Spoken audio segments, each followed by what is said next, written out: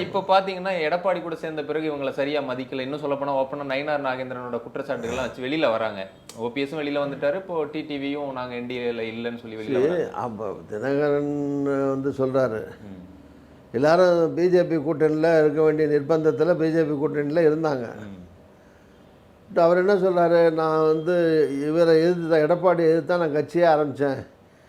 எடப்பாடி எப்படி நான் முதலமைச்சராக ஏற்றுக்குவேன்னா, இப்போ நயினார் நாகேந்திரனை முதலமைச்சராக ஏற்றுக்குவாரா, இல்லை எப்படி முடியாது? அவர் நம்ம அண்ணாமலையை முதலமைச்சராக ஆக்கிறதுக்கு ஏற்றுக்குவாரா, இல்லை இவர் முதலமைச்சராக வரணுமா, இல்லை ஓபிஎஸ் முதலமைச்சர் ஆகிறதுக்கு அவர் எடப்பாடி ஒத்துக்குவாரா?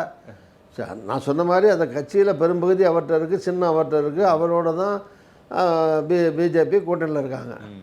தனித்தனியாக இருக்கிற இவங்க அந்த அணியில் அந்த கூட்டணியில் சேர்ந்துக்கிட்டு ஆளுக்கு ஒரு எம்பி வாங்கி நின்ற மாதிரி, 2 எம்பி வாங்கி நின்ற மாதிரி, ஆளுக்கு 5 எம்எல்ஏயோ 10 எம்எல்ஏயோ 8 எம்எல்ஏயோ 4 3 வாங்கி நிற்கலாம், 2 1 ஜெயிக்கலாம். அவ்வளோதானே முடியும்.